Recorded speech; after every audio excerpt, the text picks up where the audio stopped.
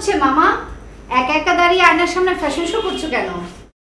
ও এসছিস, শোন তো, ডায়াবেটিস রোগের উপরে একটা সেমিনার হচ্ছে।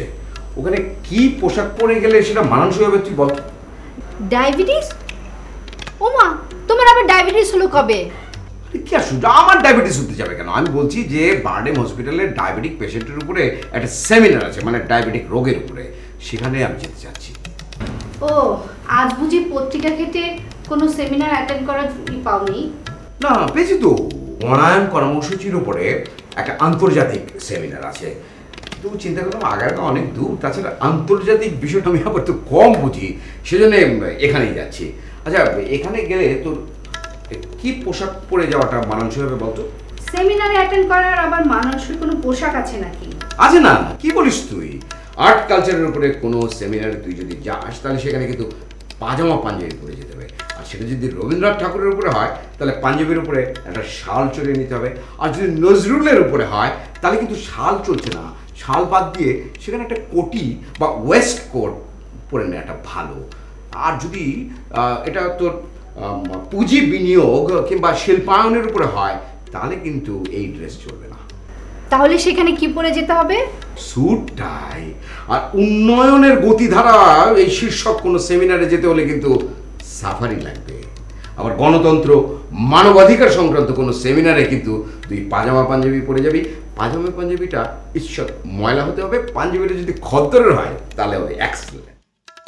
তাহলে ফুটবল খেলার উপর কোনো সেমিনার থাকলে স্যান্ডো গেঞ্জি আর হাফ প্যান্ট পরে যেতে হবে?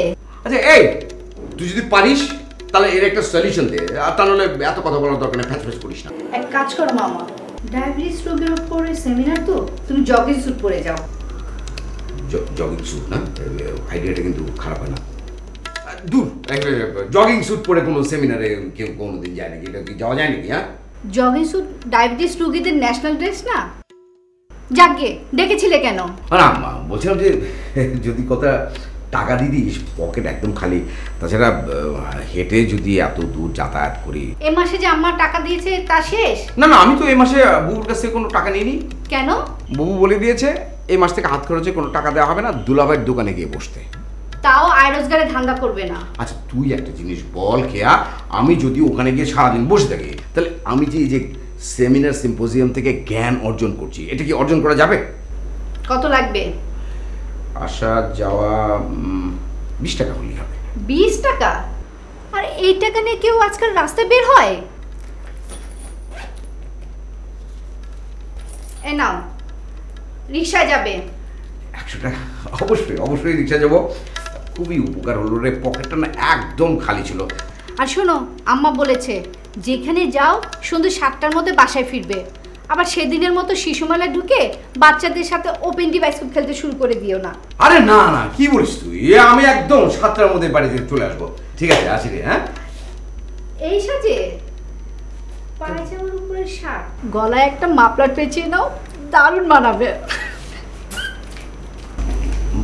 মাফলার?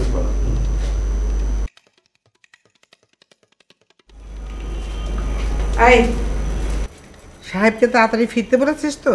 বললাম তো, এখন দেখেন কখন আসে। আজ উনি কোথায় যাবেন? বাডেমে।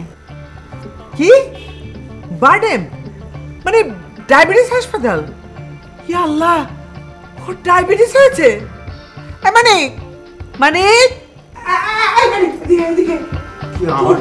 তোর যে ডায়াবেটিস হয়েছে সে কথাটা আমাকে এতদিন লুকিয়েছিলি কেন? আহা আম্মা, মামার কোনো ডায়াবেটিস কিচ্ছু হয় নাই। উনি যাচ্ছে একটা সেমিনারে অ্যাটেন্ড করতে। ওহ, তাও ভালো। কি আবার সেমিনার? আই রোজ কিসের তো সেমিনার, কিসের তো আলোচনা সভা? হ্যাঁ হ্যাঁ বুবু, আমি যাই জ্ঞান আহরণ করার জন্যে, বিনে পয়সায় জ্ঞান আহরণ করা। তুমি একবার ভেবে দেখো, আমি যদি এই জ্ঞান আহরণ কোনো ইউনিভার্সিটি থেকে করতে যেতাম তাহলে কত টাকা খরচ হতো, কত সময় লাগতো। তোর জ্ঞান আহরণ আমি ছুটিয়ে দেবো। হতচ্ছাড়া নচ্ছাড়, সারাদিন খেয়ে দিয়ে ঘরের মধ্যে ঘুরঘুর করা, আর বিকেল হলে আলোচনা সভা, সেমিনার। এই তোকে না বলেছিলাম মৌচাকের দোকানে গিয়ে বসতে, বসেছিলি? দাঁড়া, তোর দুলাভাইয়ের সঙ্গে আজকে যদি এই ব্যাপারে একটা বোঝাপড়া না করেছি, যেখানে গিয়ে মরিস, সন্ধ্যা 7টার মধ্যে বাড়িতে এসে ঢুকবি, বুঝেছিস? সন্ধ্যা 7টা? হ্যাঁ, 7টার মধ্যে। সেদিনের মতো রাত 10টা পর্যন্ত চিড়িয়াখানায় গিয়ে বসে থাকবি না। তা ঠিক 7টায় কেন ফিরতে হবে? ওরা সন্ধ্যা 7টার সময় ছেলে দেখতে আসবে। ছেলে দেখতে আসবে মানে বাড়ির ছেলে তো পল্টু, ওকে কি দেখার কি আছে? লম্বা কালো। পল্টুকে নয় মামা, মেয়ে আসবে তোমাকে দেখতে। এই ছেলে ছেলে সন্ধ্যা 7টায় ফিরবি কিন্তু, নইলে তো খাওয়া বন্ধ আজকে। আম্মা, আমাকে এক্ষুনি রিহার্সালে যেতে হবে, আমি সময় মতো চলে আসবো, ঠিক আছে? যা, আচ্ছা। হাজিরকে নিয়ে পড়েছে। 1 2 3 4 5 6 7 8 1 2 3 4 5 6 7 8 1 2 3 4 5 থামো। কেয়া, এত দেরি করলে তুমি আসতে? আমরা তোমার জন্য সবাই ওয়েট করছি। সরি আপু, একটু দেরি হয়ে গেল। দেখো কেয়া, তুমি হচ্ছে অ্যালবামের main artist, so be sincere. এটা হচ্ছে একটা নতুন আইডিয়া, পুরাতন হিন্দি গানের সাথে সাথে মডার্ন ডান্স। একবার চিন্তা করে দেখো, যদি ক্লিক করে যায় তাহলে তুমি রাতারাতি সুপারস্টার হয়ে যাবে। সো ছেলেমেয়েরা যার যার জায়গায় দাঁড়িয়ে যাও, আর আমরা কিন্তু একসাথে পুরোটা ডান্স শুরু করবো, ঠিক আছে? কোনো রকম ভুল যেন না হয়, যার যার জায়গা থেকে একদম ঠিকঠাক করবে। ওকে? ওকে, মিউজিক কিন্তু আছে না? হ্যাঁ, ওকে স্টার্ট। হ্যাঁ, আচ্ছা। 1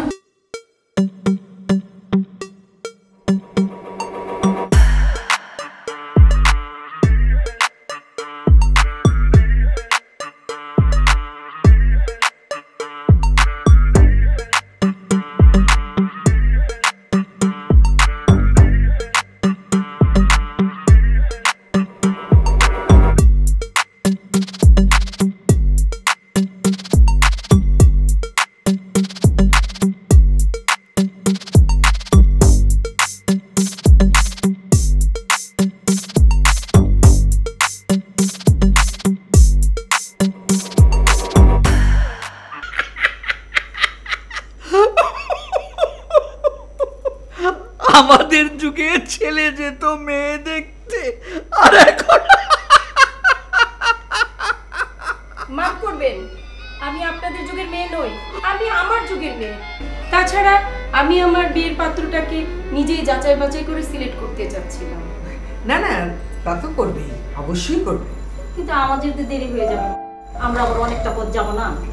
আর একটু বসে, ওই একটু আগেই ফিরে এলে তো, একটু গোছগাছ করে নিয়ে চলে আসবে। একটু সাজুগুজু করতে হবে না? এই বাইরে থেকে এসেছে তো। এই কোথায় গিয়েছিল? বার্ডেন ডায়াবেটিস হাসপাতাল। সে কি, ডায়াবেটিস আছে নাকি? আরে না না, আমাদের ছেলের কোনো ডায়াবেটিস, প্রেশার, হার্ট অ্যাটাক সব কিচ্ছু নেই। ও ওখানে গিয়েছিল একটা সেমিনারে, সারাদিন রাত স্টাডি নিয়ে থাকে, নাওয়া খাওয়ারও ফুরসত পায় না। আমার শ্যালক, যাকে বলে একেবারে বিদ্যার জাহাজ। দুনিয়াতে এমন কোনো সাবজেক্ট নাই যা সম্বন্ধে আমার শ্যালকের জ্ঞান নাই। কারণ ঢাকা শহরে হেন সেমিনার সিম্পোজিয়াম নাই যেখানে আমাদের মানিক হাজির নাই। কি আর এসে গেছিস? এত দেরি করলি কেন? ওনারা কখন থেকে বসে আছে, যা তোর মামাকে নিয়ে আয়। আপনি একটু বসুন প্লিজ, আম্মা আমি এক্ষুনি আসছি। মেয়ে মানিক আমাদের খুবই ভালো ছিল, যেমন ভদ্র নম্র তেমনি লজ্জাশীলা। লজ্জাশীলা নয়, লজ্জাশীল। ওই হলো একই কথা। শোনেন, যদি ছেলে আপনাদের পছন্দ হয়ে যায় তাহলে আমি মনে করি দেরি করা ঠিক না। না না, দেরি করব না। আমাদের চমনারা তো আর কম ছেলে দেখলো না। আর কত কিছু বলো? তা তো ঠিকই, তা তো ঠিকই। পছন্দ হয়ে গেলে আর দেরি করা কেন মা? কাজটা হয়ে গেলেই ভালো হয়। তোমরা কোনো কথা বলবে না তো, আমার ব্যাপারটা আমাকে হ্যান্ডেল করতে দাও। এই তো এসে গেছে। মানে আয়, বস বস বস। ইনি হচ্ছেন তোর শ্বশুর আম্মা, আর উনি তোর শাশুড়ি আম্মা। আর এই যে চমন, মানে চমন আর বেগম তোকে দেখতে এসেছে। সালাম করতে হবে নাকি রে? আরে ধরো। না না, থাক থাক, সালাম করতে হবে না, বসেন। তুই কিছু জিজ্ঞেস করলে কর।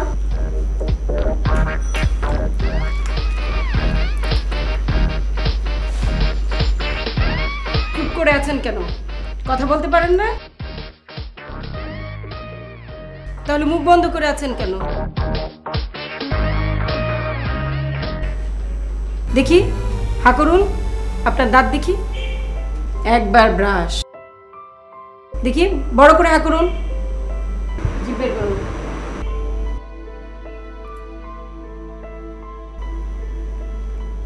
আক্কেল দাঁত উঠেছে?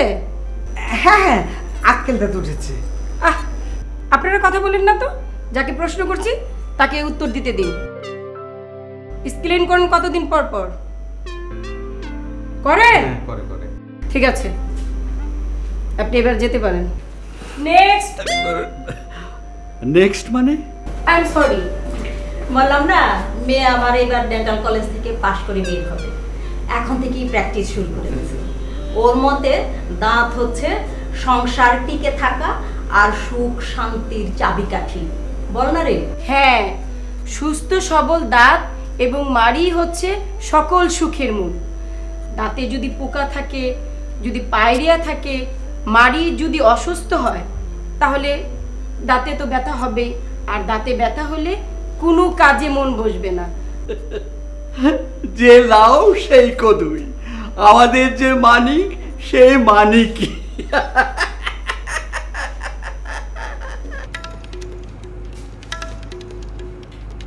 কি হলো? এটা কোনো কিছু হলো? ছেলে দেখা হলো। আর এটা কোনো ছেলে দেখালো? গাবতলি কোরবানের হাটের মতো একটা পুচকে মেয়ে আমার ঠোঁট উল্টে আমার দাঁত দেখলো, আর তোরা দুজন উপস্থিত থাকাতেও তোরা কি বলি না তোরা? মুরব্বীদের সামনে আমরা কি বলবো? আর তুমিও তো একটা হাম্বারক ছাড়তে পারতে। আমার ছোট মানে আমি কি গরু কাটা নাকি? হ্যাঁ, আসলে আমারটা যে কি না, মামার মান ইজ্জত আর কিছুই রাখলো না। একদম ঠিক, তুই ঠিক কথা বলেছিস। এই বউ আমার মান ইজ্জত কোনো কিছুই রাখছে না। আমি কিন্তু এগুলো সহ্য করবো না। আমি এর বিরুদ্ধে প্রতিবাদ করে দেবো। প্রতিবাদ করবো, আমি সহ্য করবো না। আমি মানে টেবিলে খাবার দেওয়া হয়েছে, খেতে আয়। আসছি বুবু। আচ্ছা, এই মানে নিট রেজাল্টটা কি হলো? ওরা কি বলে গেল? মামা, এ যাত্রায় কিন্তু তুমি বেঁচে গেলে। পাত্রীর কিন্তু তোমার সব পছন্দ হয়েছে, শুধু তোমার দাঁত ছাড়া।